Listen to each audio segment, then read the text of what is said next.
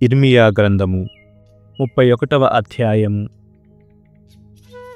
ఇశ్రాయేలు స్వీయ దేశమునకు తిరిగి వచ్చును. ప్రభు ఇట్లనుచున్నాడు, నేను ఇశ్రాయేలు తెగలన్నింటికీ దేవుడను కాగా వారు నాకు ప్రజలగు రోజులు వచ్చుచున్నవి. మృత్యువును తప్పించుకొన్న వారికి ఎడారిలో నేను కరుణ చూపితిని. ఇశ్రాయేలీయులు విశ్రాంతిని కోరగా నేను దూరము నుండి వారికి దర్శనమిచ్చితిని.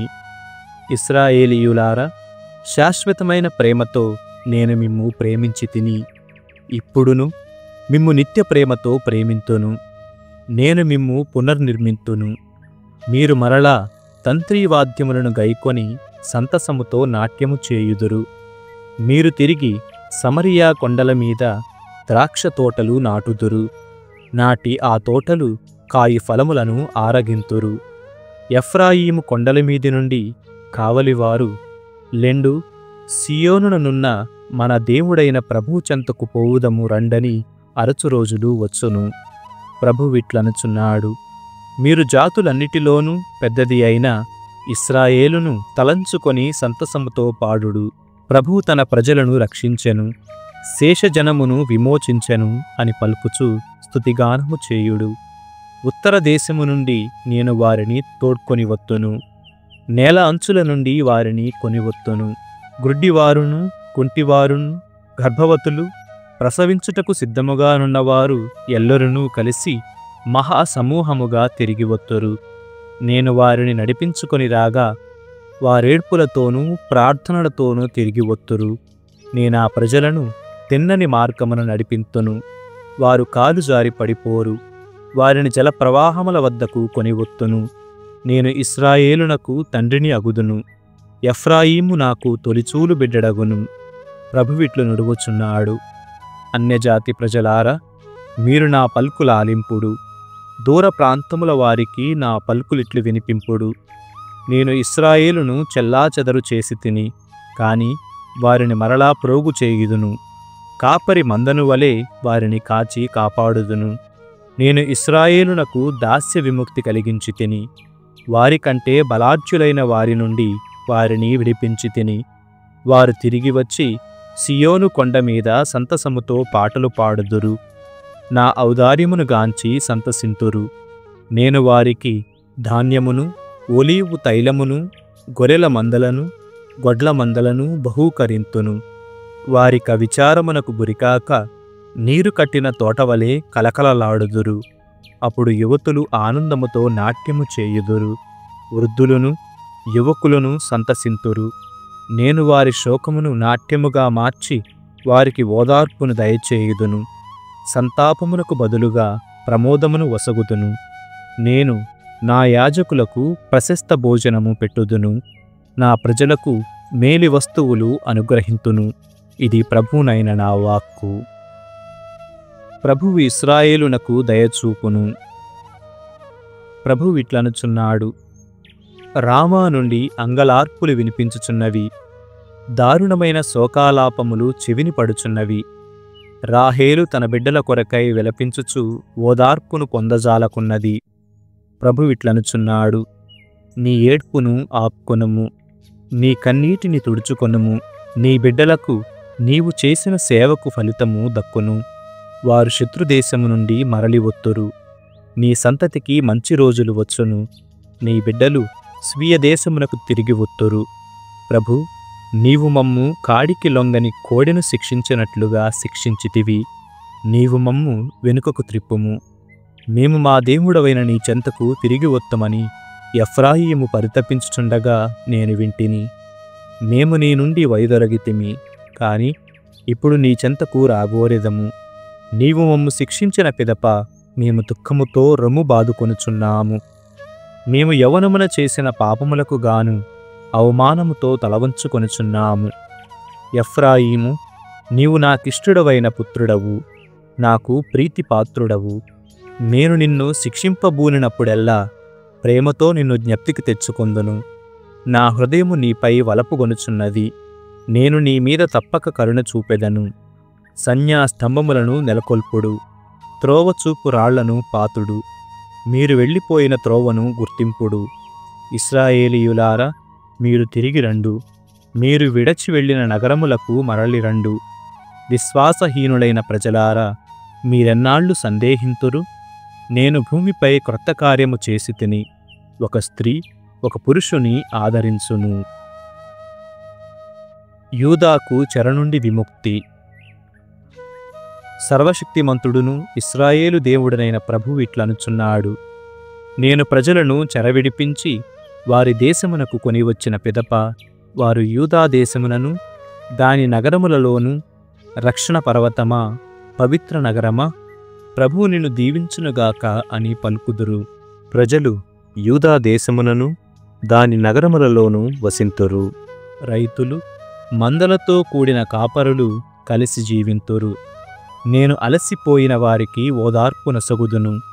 ఆకలి వలన కృశించిన వారిని ఆహారముతో సంతృప్తిపరతును. కనుక జనులు, మేము నిద్రపోయితిమి, అలసట తీర్చుకొని మేల్కొంటిమి అని పలుకుదురు. ఇశ్రాయేలు, యూదా. ప్రభువు ఇట్లనుచున్నాడు: నేను ఇశ్రాయేలు, యూదా దేశములను మరలా ప్రజలతోనూ పశువులతోనూ నింపు కాలము వచ్చుచున్నది. నేను పూర్వము వారిని దీక్షతో పెళ్లగించి తిని, పడగొట్టి తిని, నేలమట్టము చేసి తిని, నాశము చేసి తిని, కూలద్రోసి తిని, ఆ రీతినే ఇప్పుడు వారిని దీక్షతో నాటుదును, నిర్మింతును. ఇది ప్రభువునైన నా వాక్కు. వ్యక్తిగతమైన బాధ్యత. ఆ కాలము వచ్చినప్పుడు ప్రజలు, తండ్రులు పుల్లని ద్రాక్ష పండ్లు భుజింపగా తనయులకు పండ్లు పులిపెక్కెను అని అనరు. ఎవడు పుల్లని ద్రాక్ష పండ్లు భుజించునో వానికే పండ్లు పులిపెక్కును. ఎవని పాపమునకు వాడే చచ్చును. నూతన నిబంధనము. ప్రభువు ఇట్లనుచున్నాడు: నేను ఇశ్రాయేలు ప్రజలతోనూ యూదా ప్రజలతోనూ నూతన నిబంధనము చేసుకొని రోజులు వచ్చుచున్నవి. కాని అది పూర్వము నేను పితరులను చేతితో పట్టుకొని ఐగుప్తు నుండి వెలుపలికి తోడ్కొని వచ్చినప్పుడు వారితో చేసుకొనిన నిబంధనము వంటిది కాదు.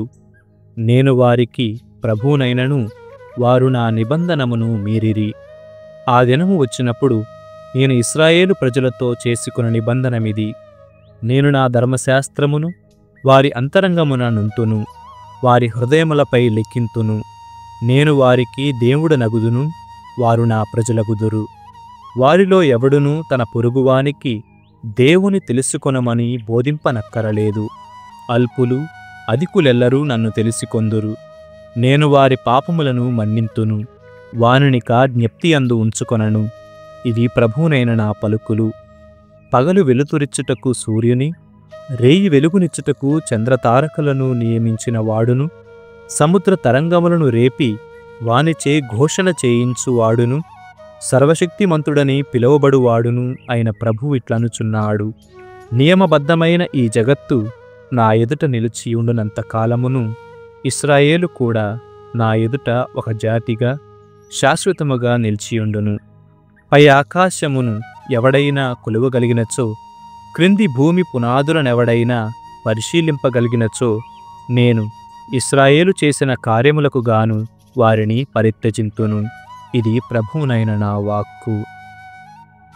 యెరూషలేము పునర్నిర్మాణము. ప్రభువిట్లనుచున్నాడు: హననేలు నుండి బురుజు మూలద్వారము వరకును యెరూషలేము నా నగరముగా నిర్మింపబడు రోజులు వచ్చుచున్నవి. దాని సరిహద్దు అచటి నుండి గారేబు కొండ వరకును, అచటి నుండి గోయా వరకు పోవును. మృతులను పాతిపెట్టి చెత్త చెదారము కుమ్మరించు లోయ ఎంతయు నా పేరట పవిత్ర స్థలమగును. అట్లే కేద్రోను నది మీది భాగమునను తూర్పున అశ్వద్వారము వరకును వ్యాపించియున్న పొలములు కూడా నా పేరిట పవిత్ర స్థలమగును. ఈ పట్టణమునిక ఎవరును పడగొట్టరు, నాశము చేయరు. దానియేలు గ్రంథము 14వ అధ్యాయము. బేలుదేవత ఘటసర్పము. దానియేలు బేలు పూజారులు. అస్తువాగేసురాజు మరణానంతరము పారసీకుడు హోరేషు అతని రాజ్యము నేలెను. దానియేలు అతడి ఆప్తమిత్రులలో ఒకడు. రాజు తన సలహాదారులందరిలో దానియేలును ఉత్తమునిగా గణించెను. బబులోనీయులకు బేలు అను విగ్రహము కలదు. ప్రతి దినము ప్రజలు ఆ ప్రతిమకు 12 కుంచెముల మేలిమి పిండిని, 40 గొర్రెలను, 70 కూజాల ద్రాక్షారసమును అర్పింపవలెను. కోరెషు బేలుని దేవునిగా గణించి ప్రతి దినము అతడిని ఆరాధించుటకు వెళ్ళెడివాడు. కాని దానియేలు తన దేవుని మాత్రమే పూజించుచుండెను. ఒకనాడు రాజు, నీవు బేలునెందుకు పూజింపవు అని దానియేలునడిగెను. అతడు, నేను నరమాత్రుడు చేసిన బొమ్మలను కొలువను. భూమ్యాకాశములను సృజించిన వాడు, నరులందరికీ అధిపతియును, సజీవుడైన దేవుని మాత్రమే పూజింతును అని బదులు చెప్పెను. అందుకు రాజు, బేలు సజీవుడైన దేవుడని నీవు నమ్మవా? అతడు ప్రతి దినమును ఏపాటి అన్నపానయములు పుచ్చుకొనునో నీకు తెలియదా అని ప్రశ్నించెను. దానియేలు ఫక్కున నవ్వి, ప్రభువుల వారు మోసపోకుందురుగాక. మీరు సేవించు ఈ బేలు బండారము లోపల మన్ను, బయట కంచు మాత్రమే. అతడేనాడు అన్నపానీయములను ముట్టుకొని ఎరుగడని పలికెను. ఆ మాటలకు రాజు కోపము తెచ్చుకొని బేలు పూజారులను పిలిపించి వారితో, వినుడు, ఈ అర్పణములన్నిటినీ బేలుదేవత ఆరగించుచున్నాడని రుజువు చేయరేని మీరెల్లరూ చత్తురు. వీనిని బేలుదేవతయే భుజించుచున్నాడని నిరూపింతురేని అతడు దేవుడు కాడని పలికినందుకు నేను దానియేలును చంపింతును అని చెప్పెను. దానియేలు ఆ షరతుకు అంగీకరించెను. బేలు పూజారులు వారి ఆలుబిడ్డలు కాకయే 70 మంది ఉండిరి. రాజు దానియేలుతో బేలు గుడిలో ప్రవేశించెను. అచ్చట పూజారులు రాజుతో, ఏలికా, మేమందరము బయటికి పోయెదము. మీరే భోజనమును బల్లపై పెట్టుడు, ద్రాక్షారసమును కలుపుడు. మీరు బయటికి వెళ్ళిన పిదప గుడి తలుపులు బిగించి వానికి రాజముద్ర వేయింపుడు. ఉదయము మీరు తిరిగి వచ్చిన పిమ్మట బేలు ఆ పదార్థములన్నింటినీ భక్షించియుండడేని మీరు మా తలలు తీయింపుడు. కాని అతడు వానిని భక్షించియుండెనేని మా మీద నేరములు మోపినందులకు దానియేలు తల కొట్టింపుడనిరి. ఈ మాటలు చెప్పుటకు పూజారులు ఏమాత్రము భయపడలేదు. ఎందుకన వారు దేవళములోని బల్ల క్రింద రహస్య ద్వారమును తయారు చేసుకొని ప్రతి రాత్రి దేవాలయములోనికి పోయి నైవేద్యములను ఆరగించుచుండిరి. పూజారులు వెళ్ళిపోయిన తరువాత రాజు బేలుదేవతకు భోజనమర్పించెను. అంతట దానియేలు బూడిదను తెచ్చి దేవలము లోపల చల్లుడని తన సేవకులను ఆజ్ఞాపించెను.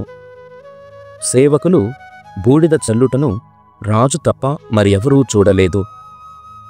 అటు పిమ్మట అందరూ వెలుపలికి పోయి దేవాలయ ద్వారమును మూసి రాజముద్ర వేసి వెళ్ళిపోయిరి. ఆ రేయి పూజారులు అలవాటు ప్రకారము తమ ఆలుబిడ్డలతో రహస్య ద్వారము గుండా దేవాలయములోనికి వచ్చి దేవత కర్పింపబడిన భోజనమును ఆరగించి పానీయమును త్రాగిరి. మరుసటి రోజు వేకువనే రాజు దానియేలును మందిరముకు పోయిరి. రాజు, రాజముద్రలు భద్రముగానున్నవా అని దానియేలునడిగెను. ఉన్నవని అతడు జవాబు చెప్పెను. గుడి తలుపులు తెరువగనే రాజు ఖాళీ బల్లలను చూచి, బేలు దైవమా, నీవు నిక్కముగా గొప్పవాడవు, నీయందు మోసమేమీ లేదని బిగ్గరగా అరచెను. కాని దానియేలు నవ్వి, ప్రభువుల వారు దేవలములోనికి పోవుటకు ముందీ నేలవైపు పారజూచి ఇచ్చటి పాదముద్రలెవరివో గుర్తింపుడనెను. రాజు, ఇచ్చట పురుషుల, స్త్రీల, పిల్లల పాదముద్రలు కనిపించుచున్నవి అని చెప్పెను. అంతటా అతడు మిగుల ఆగ్రహము చెంది పూజారులను వారి కుటుంబ సభ్యులను బంధించి నా ఎదుటికి కొనిరండని ఆజ్ఞాపించెను. వారు తాము ప్రతి రాత్రి బల్లమీద పెట్టిన భోజనమును తినుటకు దేవలములోనికి ప్రవేశించు రహస్య ద్వారమును రాజుకు చూపించిరి. రాజు ఆ పూజారులను చంపించి బేలుదేవత విగ్రహమును దానియేలు వశము చేసెను. అతడు ఆ ప్రతిమను దేవలమును కూడా నాశనము చేయించెను. దానియేలు ఘటసర్పమును చంపుట. బబులోనియాలో పెద్ద సర్పమొకటియుండెను. ఆ దేశ ప్రజలు దానిని ఆరాధించిటివారు. రాజు దానియేలుతో, నీవు ఈ సర్పము సజీవమైన దైవము కాదని అనజాలవు కదా, కావున దీనిని పూజింపుమని అనెను. దానియేలు, నేను ప్రభువును ఆరాధించెదను, అతడు మాత్రమే సజీవుడైన దేవుడు. ఏలినవారు అనుమతినిత్తురేని నేను ఖడ్గమును గాని దండమును గాని వినియోగింపకయే ఈ సర్పమును చంపుదును అని పల్కెను. రాజు, నేను నీకు అనుమతిని ఇచ్చితిని అనెను. దానియేలు కీలును క్రొవ్వును వెంట్రుకలను కలిపి ఉడుకబెట్టెను. ఆ పదార్థమును ఉండలు చేసి పాముచే తినిపించెను. ఆ ఉండలను తినగా ఘటసర్పము పొట్ట పగిలెను. అంతట దానియేలు రాజుతో, మీరు పూజించు దైవములిట్టివారే అనెను. బబులోనీయులీ సంగతి తెలుసుకొని ఆగ్రహముతో రాజుపై తిరుగబడిరి. ఈ రాజు యూదుడయ్యెను. ఇతడు మొదట బేలుదేవతను నాశనము చేసి పూజారులను చంపించెను. ఇప్పుడు మన ఘటసర్పమును కూడా చంపించెను అని అరచిరి.